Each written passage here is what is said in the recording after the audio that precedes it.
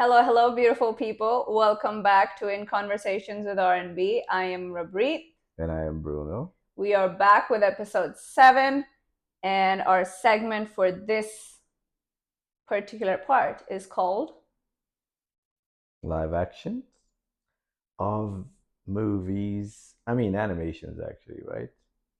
So the first one we're doing is Lilo and Stitch that just came out. Second one, you have to check it out in 2 weeks, right? 2 weeks? hopefully. Yeah. Okay. So I'm Let's guessing, dive right into it. yeah, I guess you probably watched Lilo and Stitch, the first one, the Disney animation. What year was that one that came out? Do you I don't know. remember? I was Uh, a baby. you were a baby. Yeah, I don't remember either, but I definitely enjoyed the first time I watched the animation, though. It was really, really well put. And of course, I loved it because there's Elvis in it, and I'm a big fan of Elvis Presley. In fact, my mom almost named me Elvis, but my dad didn't want that, so at least that was good though. Elvis wouldn't be studying psychology. No? He would be singing on stage. And from your voice, I don't think he sings really well. So Holy smokes. I was called out right in front of the camera. See, that's why I don't do karaoke. I've tried. I do karaoke.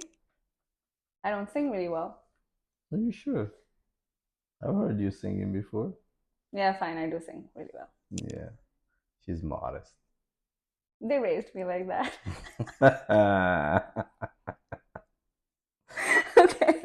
Okay, so um, let's start with the questions. We can go back and forth with chitter chatter throughout the episode. But I will ask you the first question then. sure. So, with the idea of Lilo and Nani, how do you think trauma shows up differently for both? Well, because Nani is the elder sibling, her struggles are different than Lilo's. Okay. Because Lilo is still a baby, she's still trying to figure out how she feels about mom and dad not being there. But Mm-hmm. then Nani, she also takes up this role of being a caretaker, Yeah. and that shows up in a very different way because Nani now, she's not just an elder sister, but she's also a mom, and she's also dad for Lilo, right? So the way that trauma shows up is, for Nani, it's more about taking up that responsibility of being an adult, taking up that responsibility of not just herself but Lilo, right? And she's struggling. We clearly see that the bills are not paid. She's off the time, all of that. Yeah. For Lilo, on the other hand, she's a little baby and she's still trying to fit in and still does not know how all of this is playing out. And, while she does understand mom and dad are not there, Mm-hmm. sorry, she struggles finding that belonging within her peers as well, right? So that struggle of fitting in Yeah. for the younger one is more prevalent than the elder one, because elder one is not worried about fitting in. Elder one is worried about, how do I survive this? How do I make sure that I survive this so that my child, now in this case Lilo, is not going through it, right? Oh yeah, like she's on her survival mode basically, and she becomes somewhat of a parent at a younger age because now she's taking care of her sister. We all do that for our younger kids, well, siblings, cousins, all of them. Hmm. You take up that role of a parent even when you are sister, brother, or whatever, right? But don't you think that she's taking that role too soon, though? There's no timeline for taking up a role. No, but I mean, if you if you think of someone that would go along with the idea of you are born, grow up, go through school, university, you find someone, get married, have kids. It's kind of like the timeline that they put it out there being normal. Talk And we talk about we being talked normal. about being normal Yes, in the previous video yes. too, and we got into Discussion in there. Yes. But what I'm saying is this. So then the idea of like normal that is a timeline, norm, yeah, no, which no. is Let's not go back in there, okay? Let's not go back in there. We already did that part. What I'm trying to say is this. Like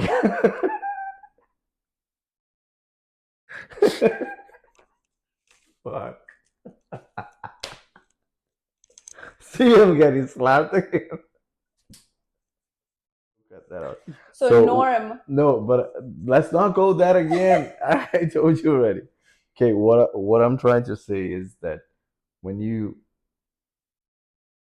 when you think about how the idea of like getting older and then having kids, and especially nowadays, not everyone wants to have kids, and when they do want to have kids, they want to have kids later in life, not so much young as Nani. Like Nani's like what, probably 18 years old, Yeah. 19 years old. Yeah, like who in their sane mind wants to be a mother and they're 18 and 19 years old?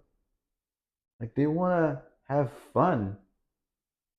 There are people who don't have such choices. You know that, right? Yes, I know that, but if they did have the choice, would you do it? Like, do you think that they would not choose? It does not come the same way as the norm is. No, yes, no, but that's what I'm saying. So like I think she takes on the role too soon. That's what I was trying to say, that she takes So on the role say too it soon. like that. Why did you have? Well, I asked you if she was taking the role too soon, and then you said like there's no age for it. Yes, I understand that, but don't you think she's taking it too soon because she still wants to go to university, for example, right? I mean, like At if the you end of guys, the movie, yes, she does. But like, yeah, but that's a spoiler alert on that because it's different than the Disney animation, the movie, the live action. So sorry about that, guys. But you should watch the movie before coming in to watch this episode. anyways, point being, yes, she takes it on too soon, which is Mm-hmm. why she's in that survival mode. Yes. For Lilo, it is still about trying to fit in all of the scenarios there, Mm-hmm. right? Not being able to fit in, not having a parent show up, because in the starting of the movie we see she wants somebody to see her dance, right? But Yeah. then Nani could not make it out because she is in that survival mode. But then for Lilo, she's just raging out on stage and she pushes off a kid, right? You Well, Lilo is grieving. That's my next question.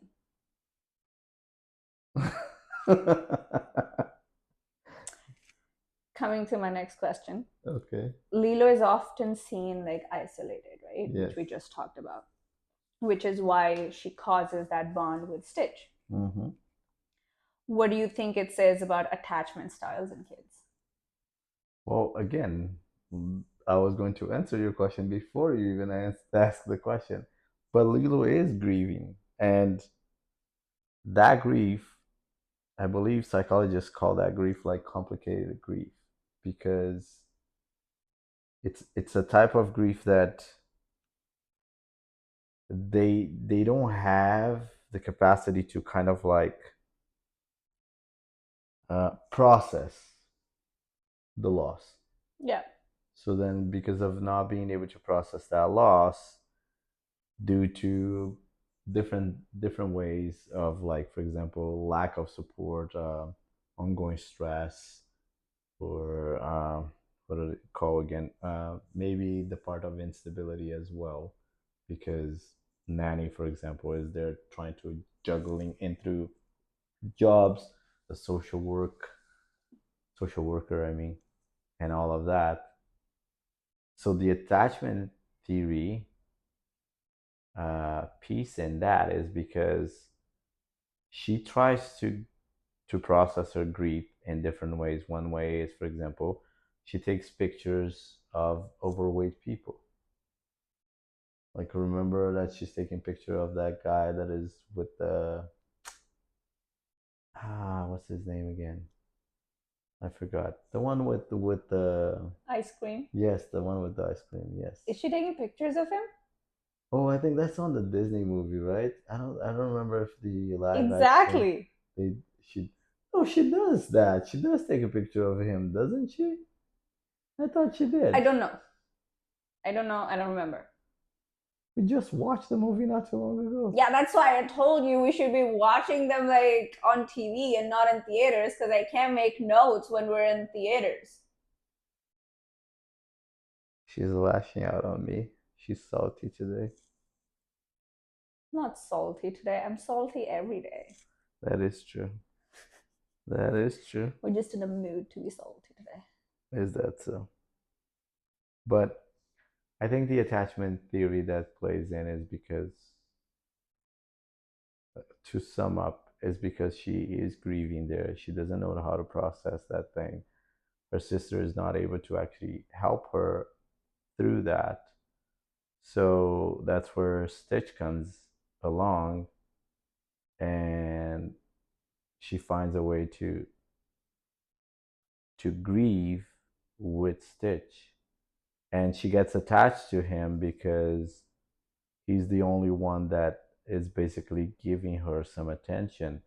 The friends that she tries to have with those other kids and being part, like, make part of her life, to have somewhat of a quote unquote normal life, Mm-hmm.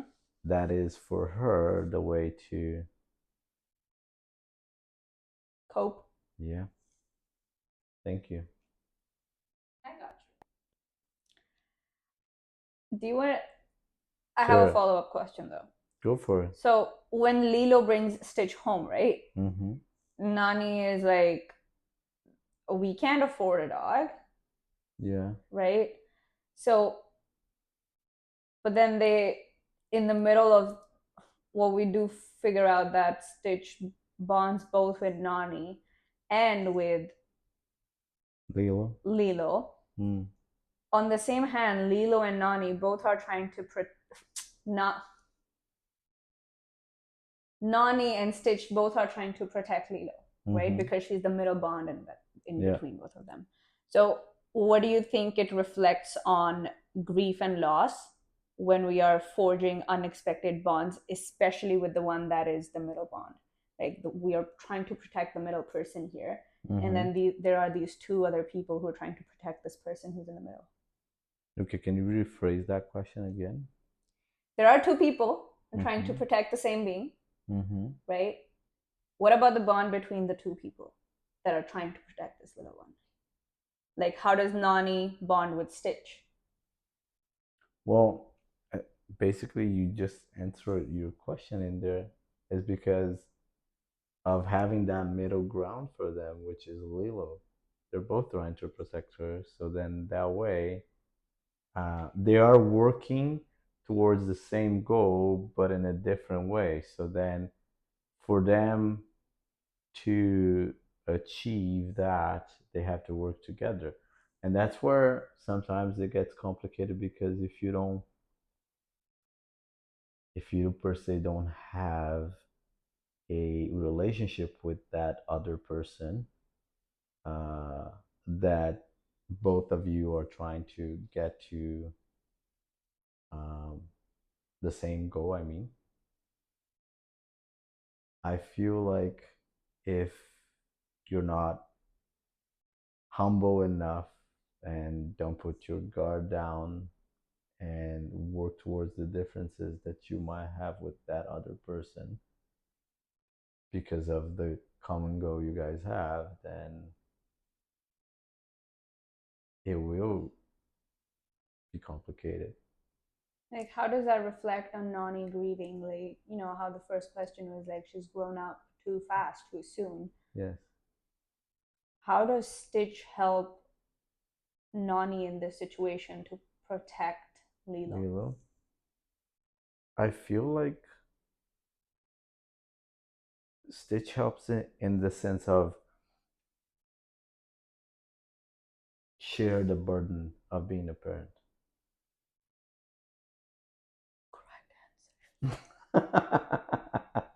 Am I being tested? When No. are we not?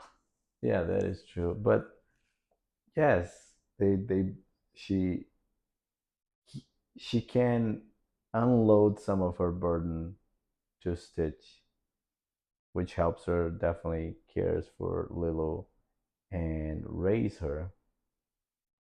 So then she can do what she wants, which Mm-hmm. is one of the things is, for example, go to university and study marine biology, right? I think that's what she ends up studying it. I just don't remember how Lilo calls it because it's pretty funny in the movie though. Study the fishes. Yeah, something like that. But I feel like that would be the way for them to do that. They have that bond together. Makes more sense if So now, if Stitch was made to be destruction, mm, but then he learns how to, love and, make that bond with mm, Lilo and Nani and protect them throughout the movie, even mm-hmm, though he's just trying to escape, yeah. right? How does that reflect on the psychological perspective of nature versus nature? Like, how is identity shaped? Is it shaped by design or origin, or is it shaped by emotional connections and the family that we choose? It goes back to that old question, nurture versus nature. And love plays a role in this part, for example, at least in the movie, is because although Stitch nurt I mean nature is destruction and everything, is through the relationship he builds with Lilo that he learns, for example, empathy. It's not basically in his nature, but he learns that. So that's where it plays around on how nurture makes a difference in any person's life. So even though nature plays a big role in our lives, our biology, our neurochemistry, our DNA, all of that plays a role, but then nurture plays, I would say, a bigger role in that because it's all about your upbringing. So the things that you encountered throughout your childhood and the memories, the traumas, all of that together that makes who you are plays a big role. And then for Stitch, is the same thing. So he encounters this little girl that is in love with him and wants him to be her best friend. And because of that, he learns to be empathetic. And he learns that although his nature is destruction, he can have a loving family relationship because there is that scene where it's, I think it's the most uh, quoted part of Lilo and Stitch is the Ohana, right? Mm-hmm. And he even mentions like, "This is my family. I found it all on my own. It's little and broken, But but still still good. good. Yeah, still good." So Yeah. So that's that reflects on that need of belonging and not just existing, right? yeah, So follow up question on that is like, how does that knock on the door of adoptive systems, foster youth, and people who are in institutional systems? mm. How, as we are making an impact on these kids who are finding that belonging? It's not an easy task, and being part of a system like this where you are living in a group home or away from home somehow, and you're not with family, it's finding that belonging is, I think it's like we when we talk about, I don't remember which episode we were talking, but then I made a comment about like how your belonging is, it doesn't mean like, it doesn't need to be the family that brought you up. Your belonging means that if you find peace at that place around you and with those people around you, then you can say that you belong to that. Oh, I think it was the movie The Wild Robot, because it's about that idea that she thinks that if she goes back to the humans and then they can fix her, that she would fit in, that she would belong. But then she discovers that belonging is where she finds that peace, where she finds that love that she has with the animals in there. So I think for kids that are in foster care and group homes, finding that belonging is where they would find that piece of theirs, and have that loving relationship that they are craving for. Doesn't need to be exactly with the blood relative. It can be with a friend, it can be with a social worker, it can be with a youth worker. But it's definitely not easy. I don't know, to be honest, because I'm not part of that system. But what do you think?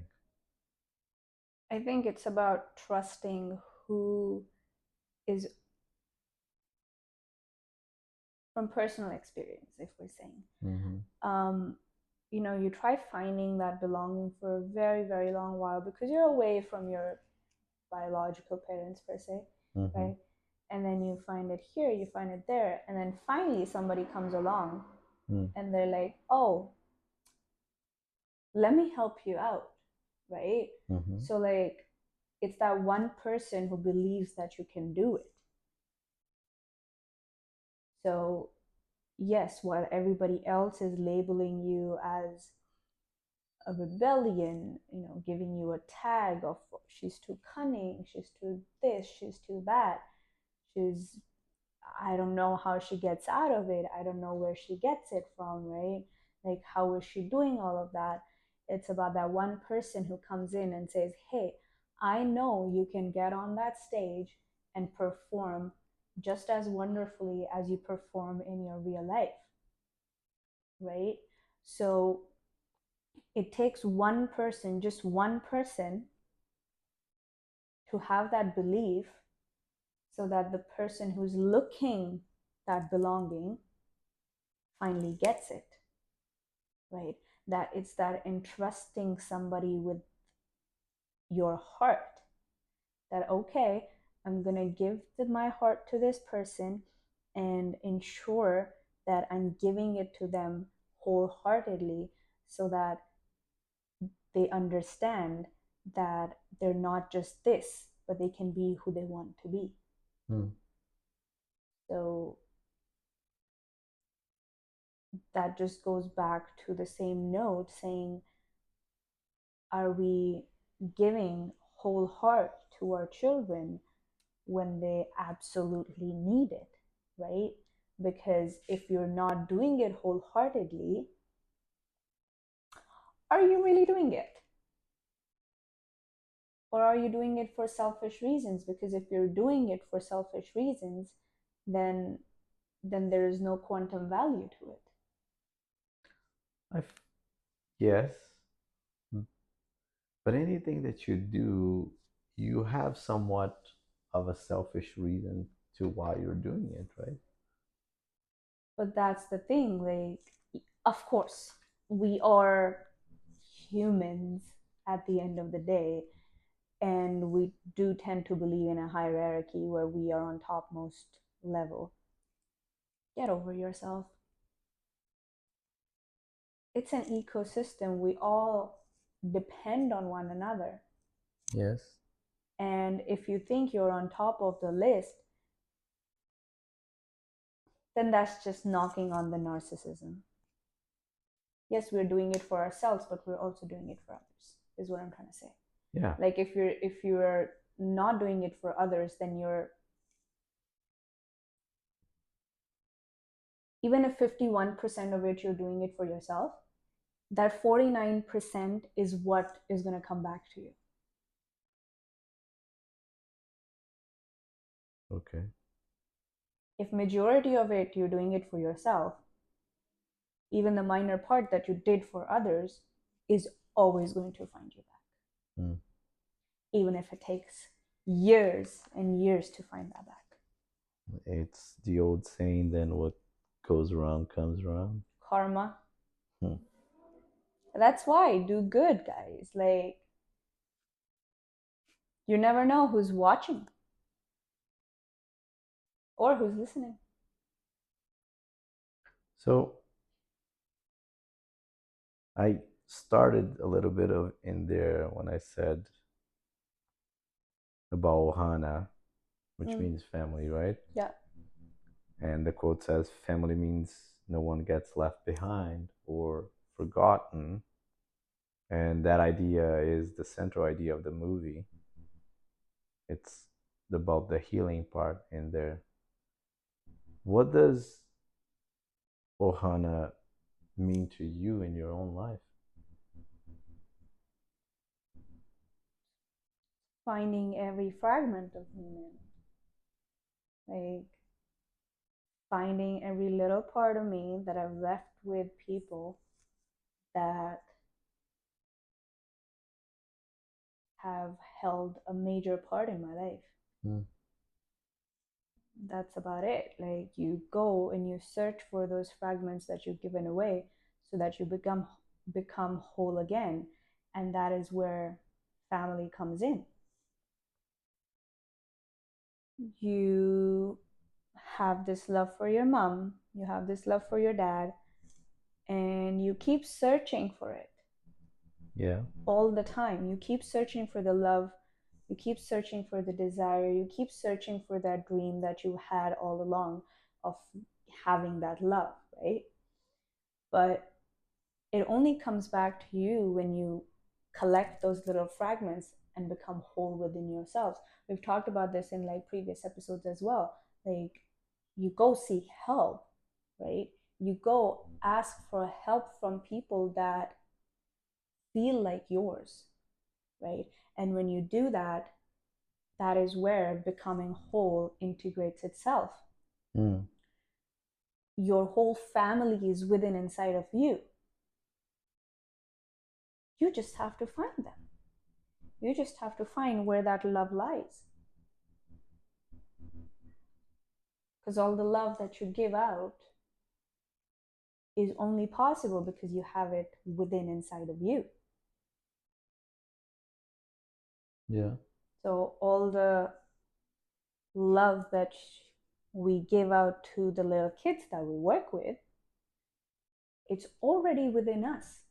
And we try every day to save each one of them so that they don't have to find love like that. because they're still finding that belonging, right? Like they're still looking to find that love. Mm-hmm. And while they don't understand it right now, sooner or later, they're going to be filled up with all of these feelings that they don't understand. And what, as we, as parents or as caretakers or as guardians, are doing to ensure that their love is kept safe? Who are you entrusting that with? Mm-hmm. Who are you making sure that they are safe, saved? Of course, we're not their saviors, but we try every day. It's not an easy task, like I said before. What is easy? Yeah, that's true. Nothing in this world is that easy. We've talked about this. Nothing falls into your lap until you work for it, man. Yeah. Well, and on those lines, like in the movie, the Ohana and the family there, that family, it's not that perfect nuclear family, because that perfect nuclear family, meaning the father, the mother, and the kids, and that's not the case for Nani and Lilo because they lost their parents soon. I mean, like they were too young, Lilo and Nani, and then Stitch comes along, and it shows to us that it can be messy, it can be chaotic, but it's about showing up and it's about consistency. And it's the same along those lines for the kids that we would serve and in the system, the foster parents, the group homes, those those kids that don't have their family close to them right now and they live in the system. So it can be chaotic, it can be messy, but if you show up there, if you're consistent, and they will find a way to look up to you and say, yeah, you're part of my Ohana too, part of the family.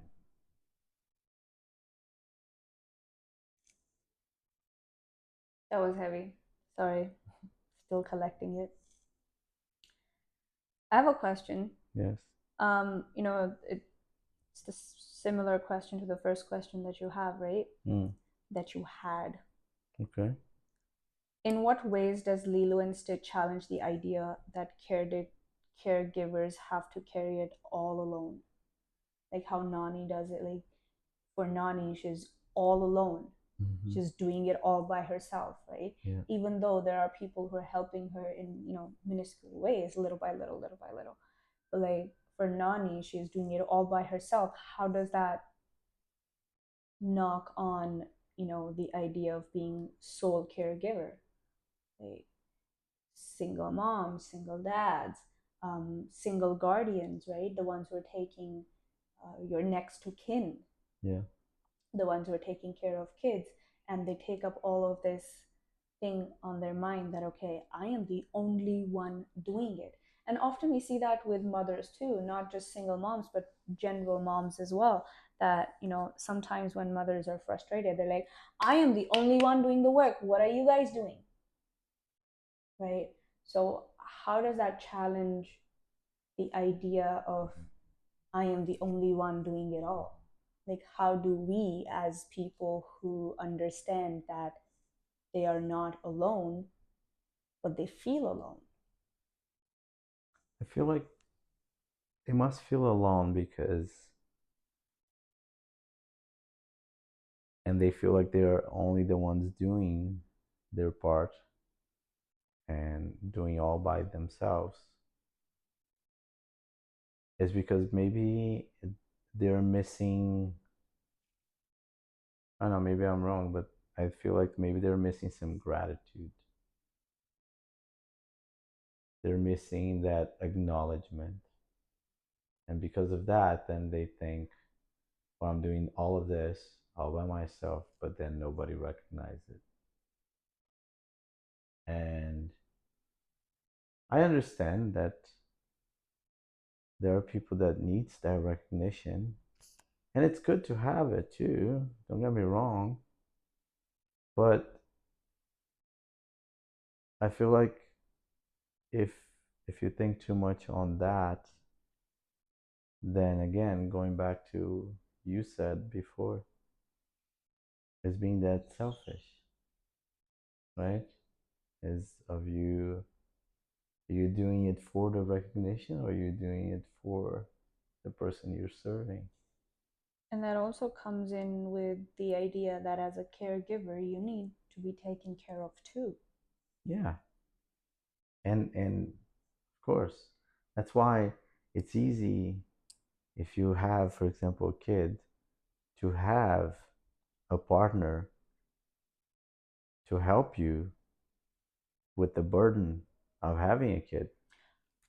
I mean, a burden is a harsh word. What I meant to say with the burden is like to share the load. So, like the load of Good save. responsibilities, the load of the commitments that you have, the load of raising the kid.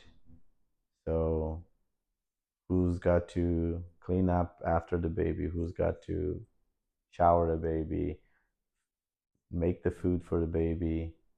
Like, take the baby to school? All that back and forth. And before, it used to be the case of like the mother would stay home with the kid and then the dad would go out and work. Today we In can this see, economy, yeah, today we can see it different. We can also see like mom making more money than dad, and then dad staying home with the kid, and then mom being the breadwinner, or both working out because they cannot have one staying at home, or both don't want to stay at home that's either. where the role of grandparents is very important too. That's why the role of the family is important. When you have an extended family around you to help you out with raising a child, it's like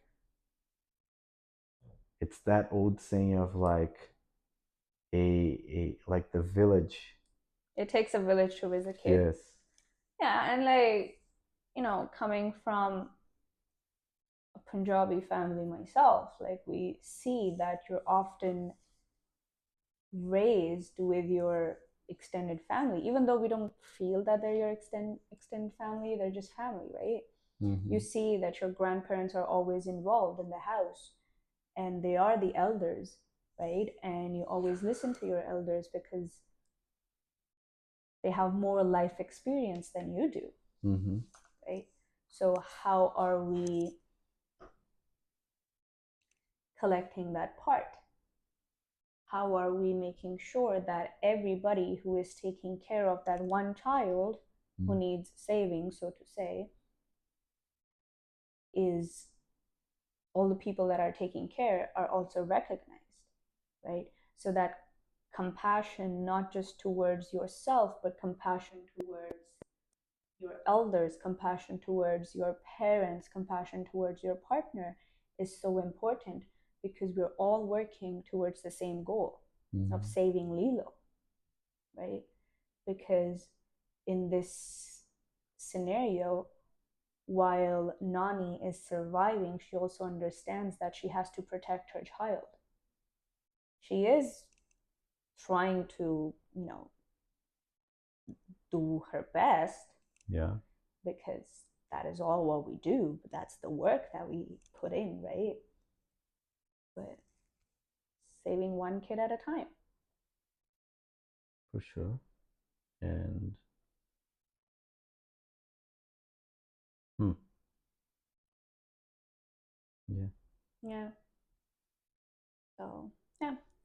People, respect your elders. That's all I have to say. Because they're doing the most, man. They've been here for so long. Like they have walked the earth way before you and I ever did. So recognition, yes, remembrance. Yes. Patience, gratitude, it all lies in all of that, circle of ecosystem where we depend on one another for little things. We definitely cannot survive. It's a shared experience. Yeah, we cannot survive without the idea of like being part of a team per se. You need others to survive. You need the collaborative work with others. You cannot do everything by yourself. You could try, but I don't think you would succeed in the end. Because if you're doing it all by yourself or all for yourself, then is it really teamwork? And then there is no There teamwork. is no teamwork. And we're all in this together all the time. Yeah, definitely. Even And when we're doing it all alone, there are people who are always helping us. There are friends, there are families, there are extensions of you that with time you've built. And even when people are trying to sabotage that idea of, no, this is going to work against you, it's your own belief too. While that one person comes in and says, no, no, I believe in you, I know you can do this, there's also that self belief that if that person sees that I can do it, that also means that that person is a reflection of me. That means I can do it, right? mhm. Because they saw that I can do it. They've done it. So I've done it too. That vicarious learning too. Also, back when there were no mirrors, we could only see ourselves and other people. So it is that idea of perception as well. Like, what do you perceive? How do you perceive? And which world is leading? Is it the world inside or is it the world outside? Who are you listening to? Hmm. And if the world outside is the one that you're listening to, are those fragmented pieces of you true? Have you already found those pieces? And if you've not found those pieces, then how are they reflecting your inner world? I'm profound, I know that. Insightful. Do you have any more questions though? I do not, because that was just. There is one though. What? The idea of nature versus nature versus nurture. Mm-hmm. How is that talking about found family psychology? Found family psychology? Like, this is the family that I found. These Oh, are the people that are my family. This is how they're my family. well, one thing that I can say is that as a, going back to a little bit about myself and being an immigrant and coming to Canada, I found my family in friends that I made here. And We always do. I think that that somehow becomes stronger than a blood bond relationship that you have with your family. Because when you have a family that it is a blood relative, sometimes you have that idea that because they are your family, they are your blood, you have to find a way to be together. Now, with friends, you choose that family, you choose those people to be your family, to be part of your life, to share your experience with. And not that I like don't have a relationship with my family, but I feel like my friends, the ones that I grew closer and closer together here while in Canada, are way stronger now than my blood relatives, that relationship that I have.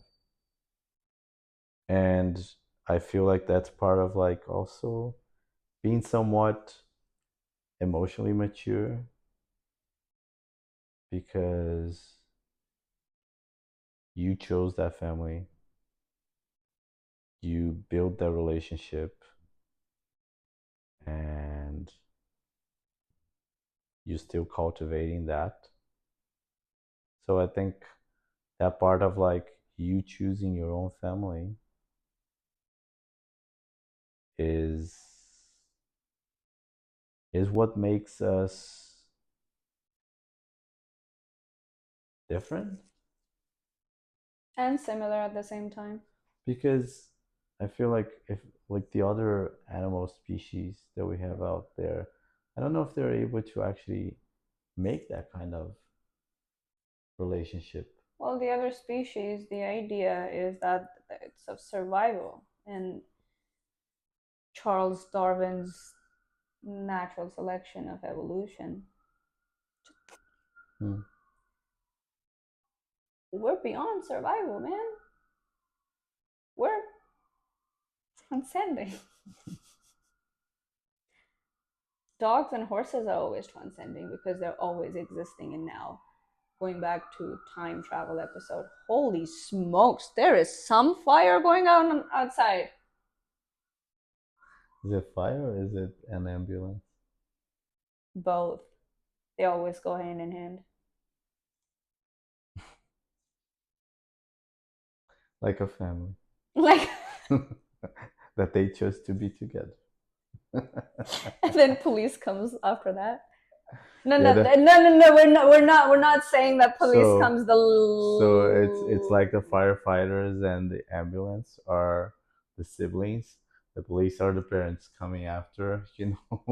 That's why the fire everybody department and did the their police mass. department don't get along. Is that so? Oh, I know the stories. I don't. But idea is that we always find family within or friends within the people that we come across, and it's always that belief we need to hold on to, that hey, if my family did it, I can do it too. Hmm. That's it.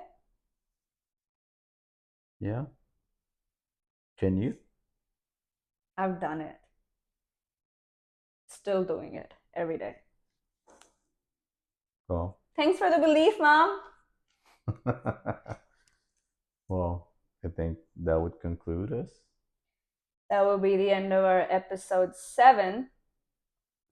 And belief of Nani that we can save Lilo. Yeah. And again, Ohana means family. Family means. Nani means your mom's mom in Punjabi, by the way. She cuts me off again. ADHD. Blame it on the diagnosis. Blame it on the diagnosis. You got it. Thank you, guys. Thank you for tuning in. That would be the end of our episode. I am Rabreet. And I am Bruno. And like, share, subscribe, comment down below which all movies you want us to do again. Fuck, she never lets me finish this shit.